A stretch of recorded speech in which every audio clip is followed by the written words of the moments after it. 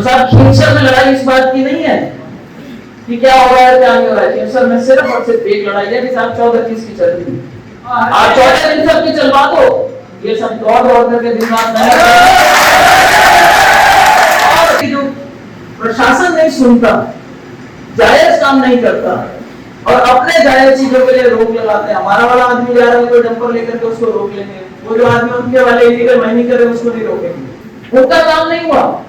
लेकिन सामने वाली पार्टी के अंगों में से, गोचर में से खंभे लग जाते हैं और लाइन दे दी जाती है। क्यों दे दी जाती है? क्योंकि अधिकारियों में प्रॉब्लम नहीं है, वो जो ठेकेदार है वो सामने वालों का आदमी है। 20 साल से उन्होंने एक छत्र राज कर रखा है और इस बार तो राज भी अपना है, नहीं राज का कुछ नहीं घटेगा। सरकार तो बन गई, बदलाव मुख्यमंत्री बन गए और रहेंगे 5 साल।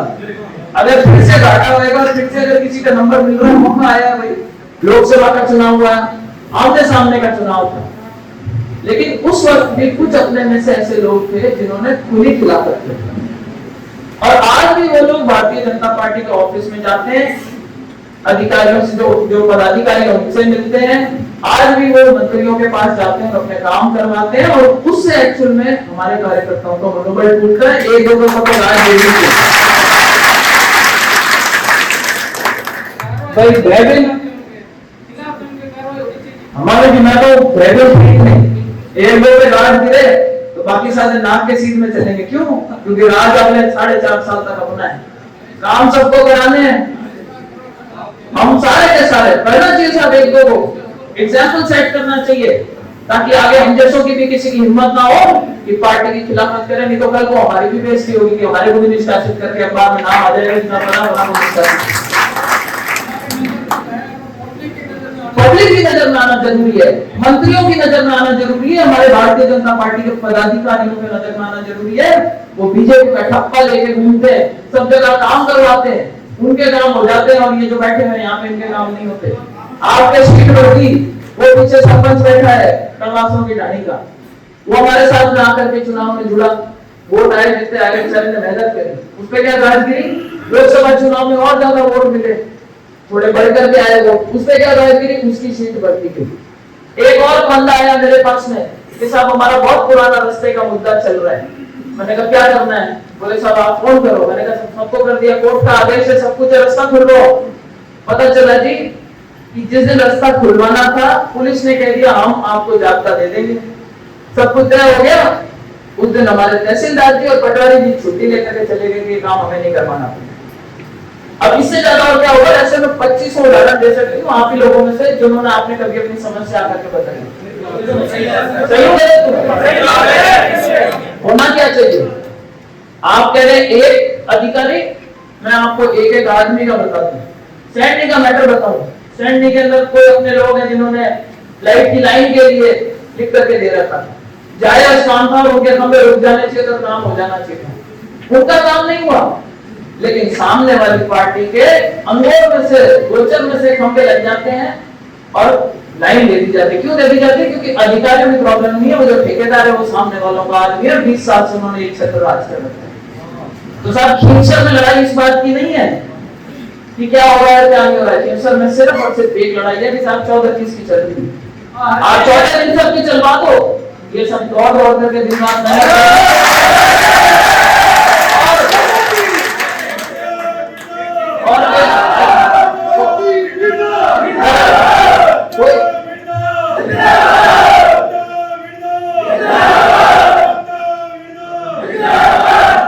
माँ तो कर ले, माँ के तो मैं खुद की पढ़त नहीं, वास्ते मैं तो दौड़ रही हूँ, मैं तो करते हूँ। पर बात ये है कि हमारे लोगों में वो जोश कैसे बना रहे। जब राज नहीं आया था तब हम इन सबसे कहते थे कि भाई दौड़ो, वोट मांगो, राज आएगा जब आपके काम करवाएंगे। आज ये जामे बने, आज ये जामे बन गए, हम बहुत काम करवाने का प्रयास करें। देखो जिसके पास भी कोई आता, मेरे पास भी कोई आया, मैंने पूरी मदद करी, सरेवा जी के पास गए, जगदीश जी के पास गए, हमारे नेताजी, हमारे ऑलमोस्ट तो लगने लगे, कन्हैया लाल जी को कई बार ऐसा लगने लग गया कि मालपुरा छोड़ करके फ्यूचर की हो गए। इतनी बार प्रवास करके करने का सब पानी नहीं आ रहा, जाके प्रवास करो तो 3 बार प्रवास करके आप चुनाव के दौरान मिले, बड़प्पन है आपका, बहुत अच्छा टीम वर्क करना चाहते हैं। तो मेरा सिर्फ ये मानना है कि आप 36 कौम के लोग यहाँ पे विराजमान हो, मैं सिर्फ मंच पे जो बैठे हैं उनसे इतनी सी आग्रह करूंगी कि भाई ये जो प्रायोरिटी में ये जो प्रशासन नहीं सुनता, जायज काम नहीं करता और अपने जायज चीजों के लिए रोक लगाते हैं, हमारा वाला आदमी जा रहा है कोई डंपर लेकर के उसको रोक लेंगे, वो जो आदमी उनके वाले इलीगल माइनिंग कर रहे हैं उसको नहीं रोकेंगे। कहीं पे जीएसएस लगना था, जीएसएस अपने आदमियों के कहने से तो ट्रांसफार्मर दिया नहीं, लेकिन सामने वाले के कहने से दे दिया। ये सब चीजें अपने कार्यकर्ता का मनोबल तोड़ती हैं।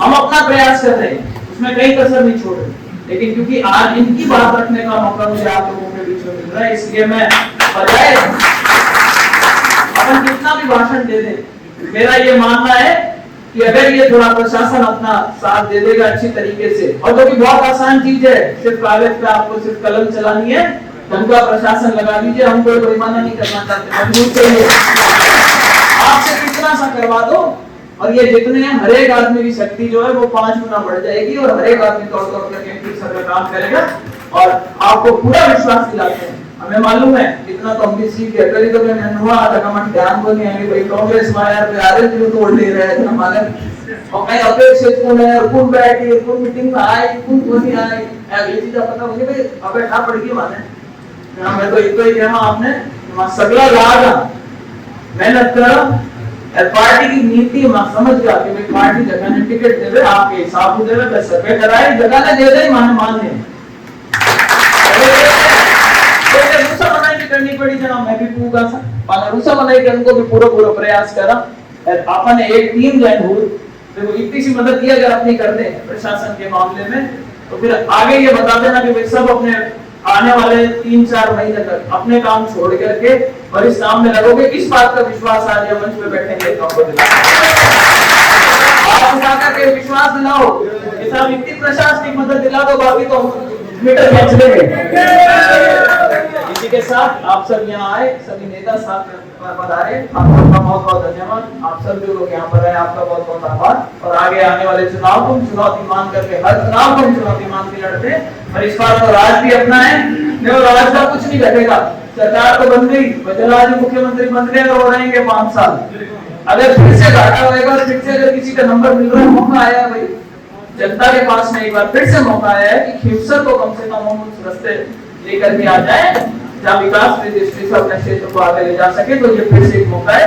लोग भी इस मौके को उठीक रहे, सिर्फ हमें जागरूक रहना है, भारतीय जनता पार्टी को जिताना है, मोदी जी को मजबूत करना है, हमारे भजनलाल जी को मजबूत करना है और खिवसर के अंदर एक आवाज आनी चाहिए कि भाई इस बार तो बाई इलेक्शन खिवसर का, बाकी तो हम लेते नहीं क्योंकि हमारी जिम्मेदारी नहीं है, जितनी अपन उठ सकते हैं उतनी उठो, खिवसर का by election Bharatiya Janata party जीतेगी और अच्छे वोटों से।